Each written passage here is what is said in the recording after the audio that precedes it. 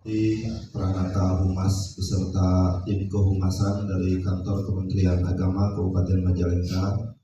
Yang saya hormati Bapak dan Ibu sekalian yang ditugaskan oleh masing-masing kepala satker sebagai pemegang kehumasan di lingkungan masing-masing.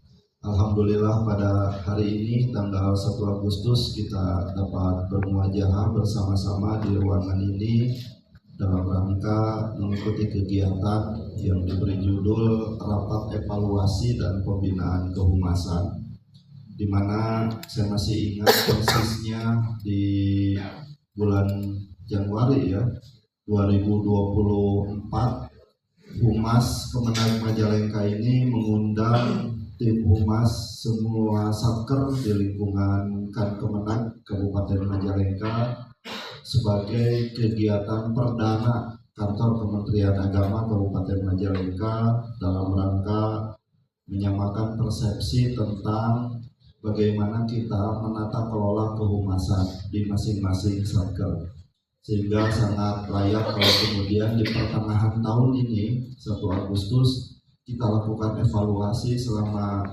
6 bahkan mungkin 7 bulan ke belakang, apakah tindak lanjut dari rapat di awal tahun itu memiliki dampak yang signifikan atau memang ada beberapa hal yang perlu kita benahi. Sebelum saya menyampaikan beberapa hal terkait dengan kehumasan, terlebih dahulu saya ingin ngabsen ini dari KUA. Dauan belum hadir, KUA Dauan. Kemudian KUA Penyingkiran, penyingkiran ada. Kemudian KUA Kasokandel. Oh iya, berarti yang tidak ada hanya Dauan saja. Oke. Kemudian untuk Satker Madrasah Negeri MTSN 5 Majalengka tidak ada ya. Kemudian MTSN 6 Majalengka tidak ada. MTSN 12 Majalengka juga tidak ada. MTSN 14 Majalengka tidak ada. Jadi humas dari 51 yang kita undang itu tidak hadir sebanyak 5 satker, 1 satker dari KUA, kemudian 4 satker dari Madrasah Negeri. Insyaallah pimpinan satkernya akan saya WA langsung dan minta konfirmasi atas ketidakhadirannya. Bapak dan Ibu sekalian, seperti yang kita ketahui bahwa yang namanya humas itu memiliki peran yang sangat strategis dalam sebuah organisasi.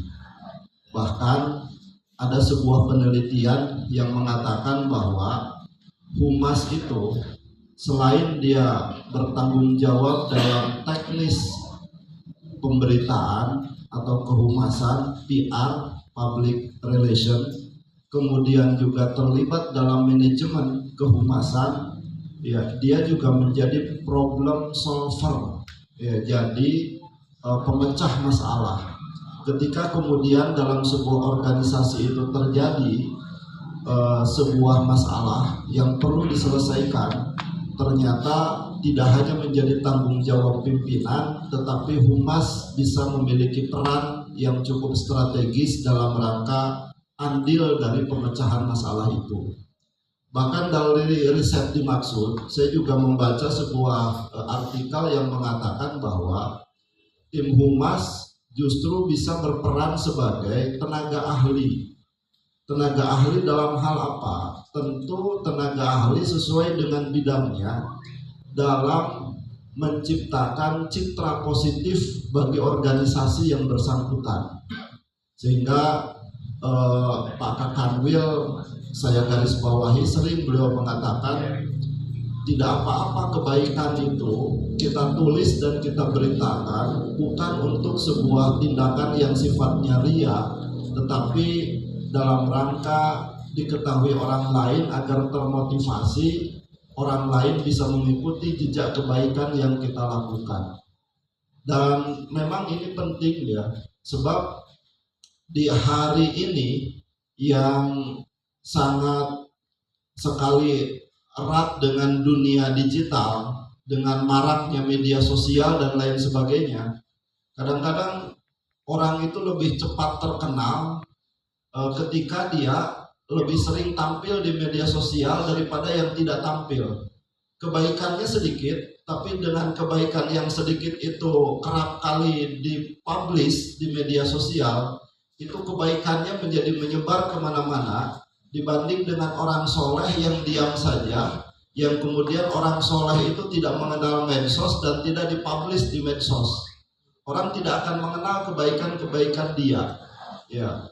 Dan oleh karena itu sering saya mengatakan bahwa hari ini medsos itu karena memang lebih banyak dikuasai oleh orang-orang yang pengetahuannya standar, nilai kebaikannya juga standar begitu. Sedangkan orang-orang baik dan orang-orang cerdas tidak menguasai media sosial, maka persepsi tentang dunia yang kita ketahui dari sisi media sosial, kayaknya dunia ini sedang tidak baik-baik saja begitu.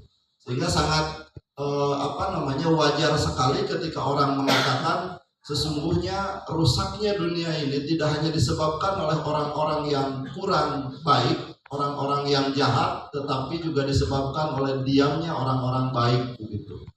Nah, apalagi kita dari sisi pelaksanaan program, semuanya juga saya yakin baik di madrasah, di KUA, tentu akan menyentuh terhadap persoalan-persoalan yang menyangkut kebutuhan masyarakat.